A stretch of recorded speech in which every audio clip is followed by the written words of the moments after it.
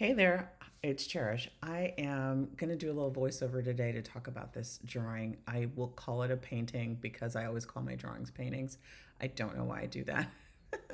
It's just something that happens. But this one is a fun, well, it was fun for me. It was done during the pandemic. It was done during that kind of toward the end of the pandemic where it was like, like we could go to dinner, and we could take our masks off while we eat and then put them right back on. And so that's really what happened. The I'll start by saying the reference image I took was kind of in Glendale at the Americana at night on the street next to a light, and it was just my friend standing there, and she was kind of smirk laughing at me underneath her mask, you know? And the fun part about doing this, this drawing of my friend Charity was, it was a fun problem solving thing. I'd been doing a lot of practicing with, you know, blocking in for a really long time. Because it was the pandemic and I was by myself. So I was doing a lot of practicing with blocking in, and I think this is the first drawing. See, I see how I stumbled over drawing there because I was going to be like painting, but you can clearly see it's colored pencil. But this is the first one that I really kind of embraced a block in, and I can even tell you right now, like I would draw this in a different way now than when I did this drawing.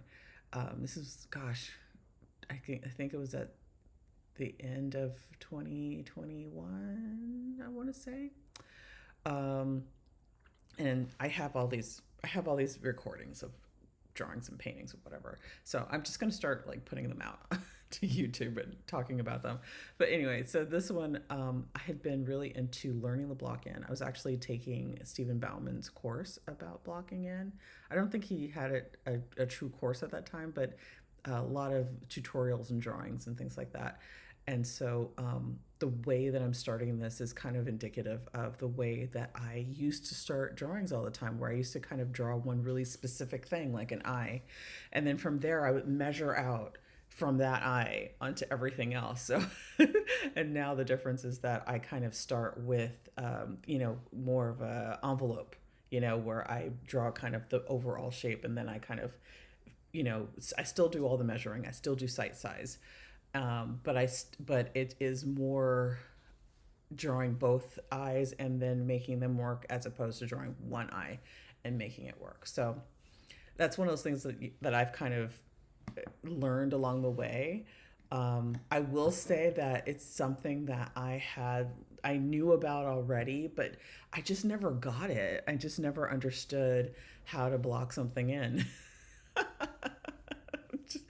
And the truth of it is that the difference between knowing how to block in and not knowing how to block in was just practice. It really came down to practice.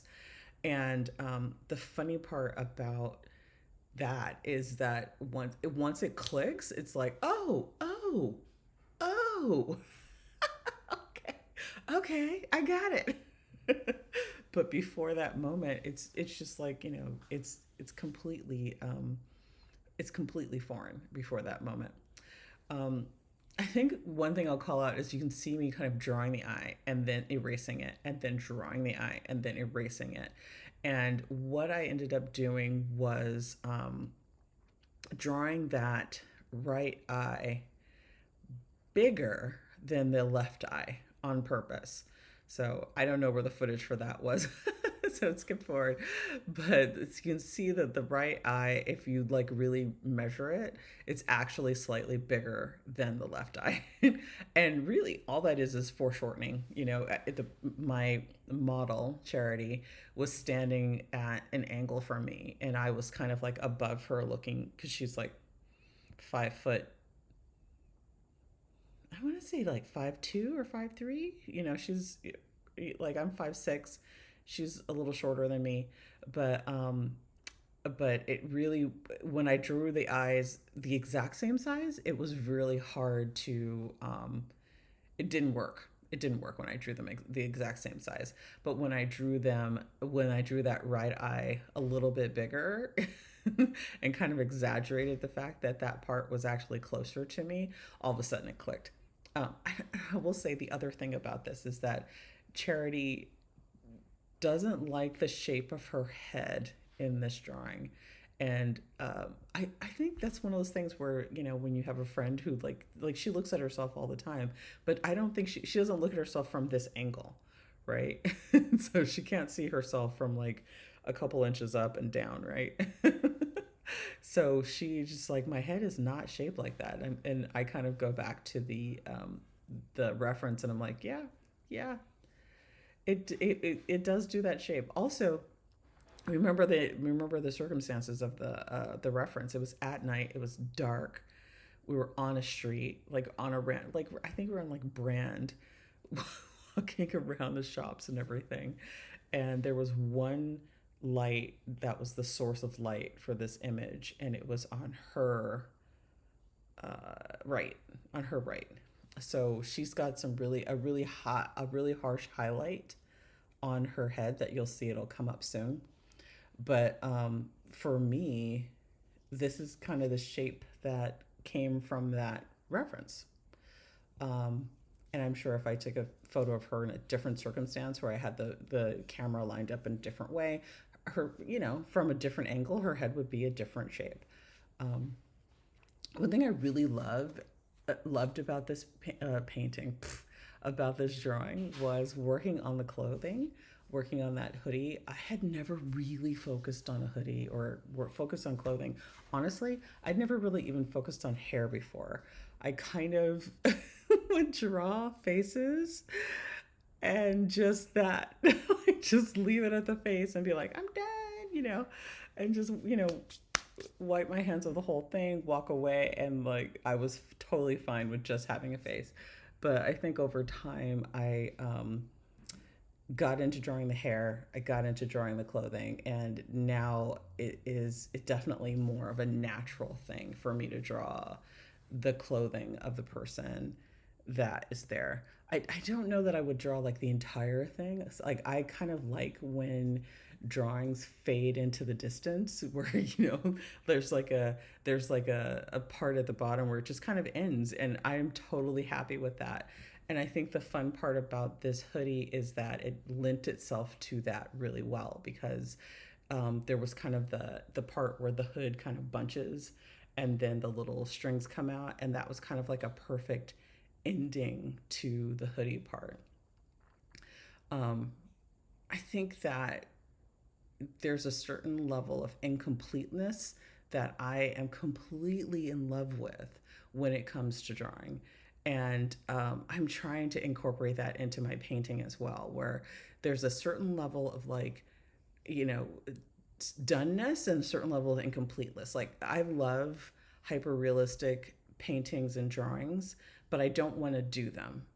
I kind of love the idea of doing one thing, to that kind of hyper realistic like point, but then having other things around it be less realistic, or you know what I mean, like less realistic or less drawn out. I really love, like, and I feel like that's like a sight thing. Like when you're looking at something and you're focused on something. Say you're driving, you're looking at the road, but you're not like seeing everything in like complete clarity. Some things you're looking at through your peripheral vision. You can't really see that like, crystal clear. Like for me, I can see, pretty well peripherally, but I wouldn't say that it's the thing that I'm focused on. So when it comes to drawing things realistically, I always pick like one thing that is drawn super, like, intensely detailed.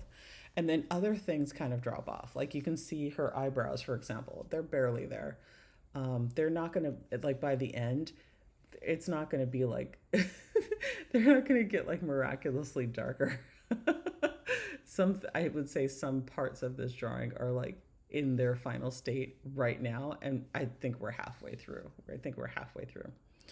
Um, The other thing that I did with this drawing was I didn't give myself months and months to work on it. I gave myself a literal limit of 5 sessions to work on this drawing, and whatever was done at the end of 5 sessions was it.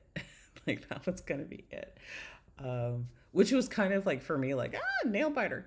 I don't know if I'm gonna make it.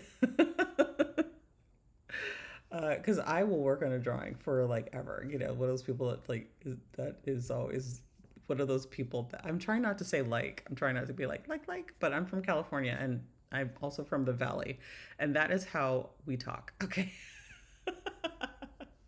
Anyway, the 5 sessions thing is because I am one of those people for sure that will spend 100 hours on the drawing, and I mean I would say for this drawing I still spent a lot of time on it. It's not that I didn't spend a lot of time on it. I would say that in those 5 sessions it was like if I had 5 full days to work on it, I would probably draw on this for about 2 hours and then take a break and then come back. And so maybe I had 3 sessions of 2 hours each. And then I would kind of, that's enough. I would rest for the day. um, for other drawings, I would definitely have just let it go for like months and months and months. In fact, my next drawing after this one took an extreme amount of time because I was drawing like her coat, and that took so long. It was such a technical challenge that I mean, first off, I love a technical challenge. Second off, that just took a long time. um, and I think that that's for me the technical challenge part is super fun. But as a person who is striving toward becoming a professional artist, there's the projects that are going to be super fun, and there's the projects that are going to go a little bit faster, and I need to kind of figure out the balance in there. Um, I don't know how many times I said but I'm going to work on that. I don't have a script. I'm just talking as I am painting as I'm drawing. So yeah, some things are going to be a little less polished today, but over time I'll get it. Anyway, back to the drawing. I think that this one, I mean, I kind of love it. I kind of love it. And I feel like with every drawing or painting or whatever that I do, and I love painting and drawing the figure, you kind of love the person, or you love that this is a relationship. I mean, Charity is one of my best friends, and we already have a relationship that is, we pretty close. But when you take time to draw someone or paint someone, I feel like it's like I can't draw or paint someone that I don't like. I just can't. I just if I don't like you, I'm probably not going to draw or paint you. I just don't wanna. I remember in college there was this figure drawing. I took a figure drawing class. I took all the figure drawing classes in college. Like I didn't miss one. If I could take figure drawing 2 times in a day, I would, and I think I have taken it because I had at one point the figure drawing, whatever the normal class, and then I had like independent study where you just show up and draw the figure. So my time at college was like I would take the figure drawing class in the morning, and I literally for like 2 years just focused on the face, and that was kind of how my figure drawing kind of evolved when I was in college. And the best thing about that was that I had instructors that were just like, cool, do it, turn in a face every week. And so that's really kind of where my love of drawing and painting the figure came in. But I remember one time there was this guy that came in, and he was an older gentleman, and he was kind of cranky. And I ended up that day I was doing a painting, and I ended up doing a painting of this guy, and I swear to you, nobody liked that painting. Nobody loved it. They called it that weird old man. And I remember I tried to like hang it, because my sister and I still shared a bedroom at that time. And I remember I tried to like put it on the wall because I wanted to, blah, blah, blah, see what it looked like. And I don't like, paintings, or I don't like people looking at me while I'm sleeping. So putting it on the wall was just kind of to see what it looked like. And my sister walked into the room. She's like, "Oh no, you're not gonna have that weird old man on the wall. Look at us while they're asleep." So so yeah, I remember distinctly not really liking him, but also doing the work for class that day. And yeah, that's where I kind of figured out that if I don't really like you, I'm not going to do it's not that I don't want to do a good drawing of you. It's just that there's some sort of limitation there that makes it hard for me to be kind to you in a drawing. I'm kind of a warts and all jar.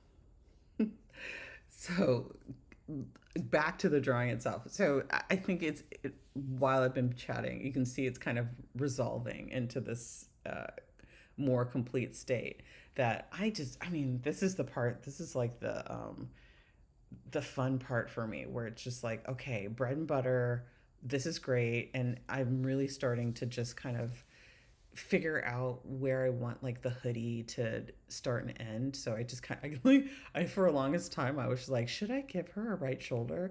Yes, I can.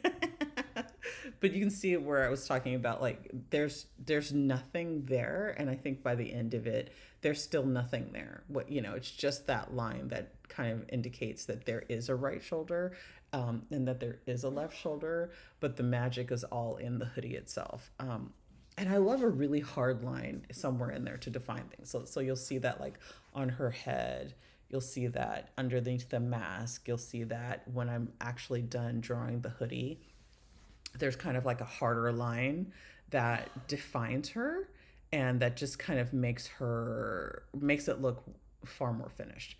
And I love that. I love kind of leaving some of the decisions to the end, or to be done during the drawing process.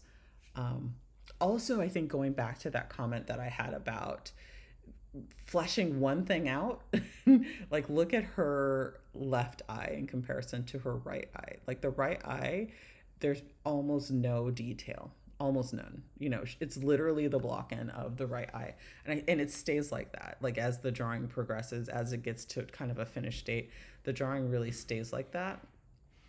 And I love that. I love that I was able to do that, because I know that as a more inexperienced drawer, or somebody that hadn't quite mastered that block end, I would have drawn every single thing I can get out of that right eye.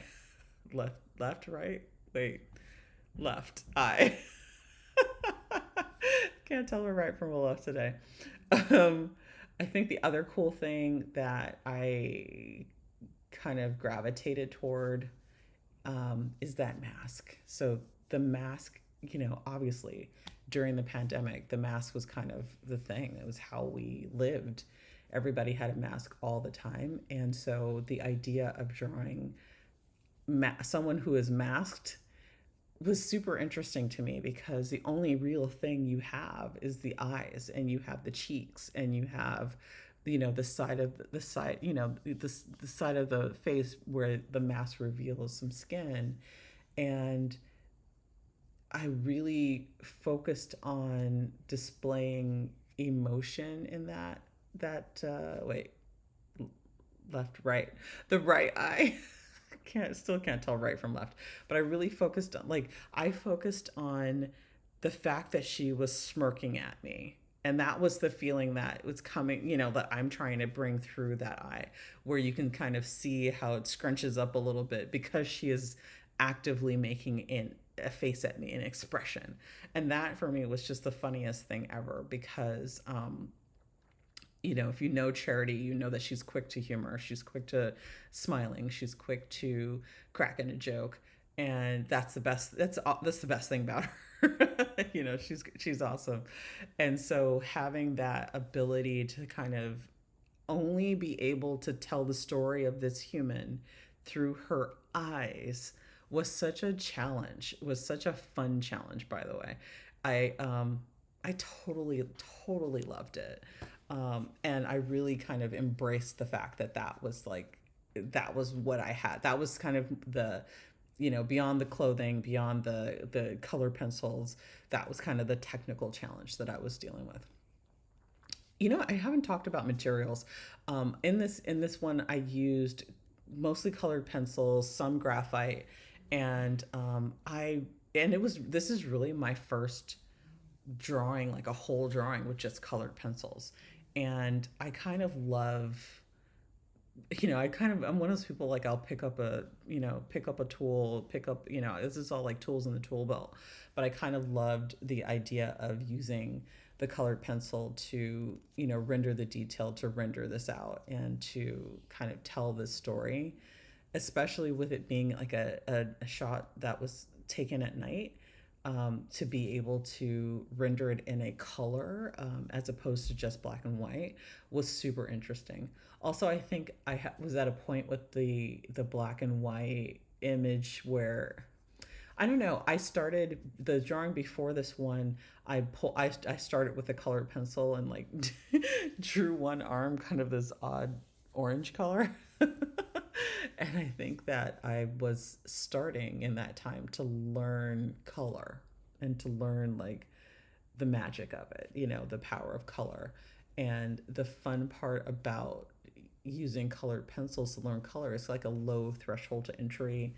You can make a mistake with it and it's kind of fine, you know. It's kind of fine. And also, I you can do a lot with it. So that's kind of what I loved about it. You can do a lot with it. Actually, it's funny. I'm holding the pencil that I have in my hand right now, and that I have it in my hand right now. So it's the Polychromos FaberCastel in the color Ultramarine, and that most of the drawing is done in this with this pencil in this color. I actually ended up sharpening it almost down to a nub and then buying another one. Because I was just like, I just need like like there I am trying to share all my pencils.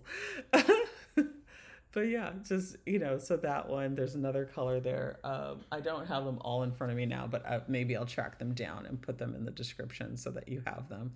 But there, and I think I also used a pink. In the mask specifically, I used a pink just because it was gave the mask a little bit more dimension, gave it a little bit more of a depth that some of the other parts of the drawing didn't have, um, and just definitely held to it. I think the other thing is, like, you'll see that orange piece of paper on the wall. I definitely write notes about all my drawings and paintings as I go, to give myself like this. These are the tasks that need to be completed. These are the things that need to happen in order to finish this drawing. And I love a Q-tip. It's funny, I don't use them on my ears, but I use them on my drawings. And it to me, the Q-tip is kind of like another drawing tool. It's like a good way to smudge. It's a good way to blend, but I find that it's a good way to soften an edge and to make something look more skin-like if I'm drawing skin, or just kind of move things around. So I think we're getting to that point where you can see at the end how certain things, ended up, certain things got rendered. And I love that part at the bottom of the hoodie, like love it, just love it. Give myself a little clap clap because that is so cool to me. And it's fun. I think drawings are so interesting and paintings are so interesting because I feel like whenever I do one, there are things that I do in there that I have no idea how I did it.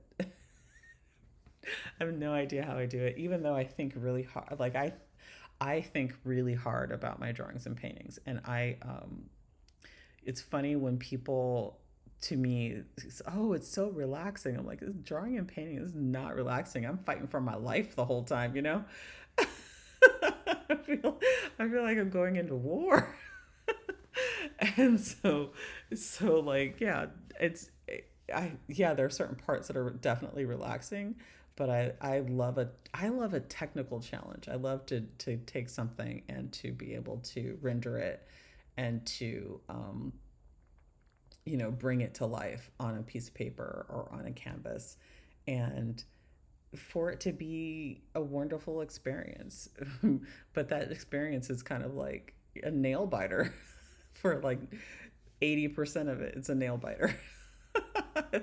And then you get to the very end where you're just doing touch ups and you're just like, oh, this is wonderful. That's the part for me that's like super calming and super relaxing.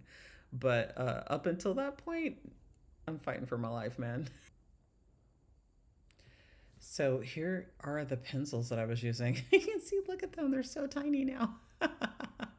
That was that ultramarine that I was showing you, and then the other pencils are, yeah, that's the group. One of them, that little one on the second from the right, is an eraser actually.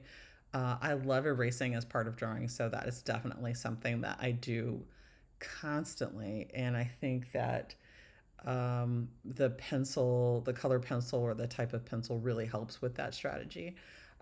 Because I will say that as a drawer, I erase as I go, and that gives me some of the effect that I kind of love. So that happened a lot in the mask, and it definitely happened a lot in the hair and in the forehead and eye area. I probably erased more than I drew. Anyway, this is the end of it. I hope you had a great time. I definitely had a great time. I don't think I've ever talked for this much for this long. So have a great day, and like and just subscribe and do all the things. And I appreciate you, and I will talk to you soon. Bye.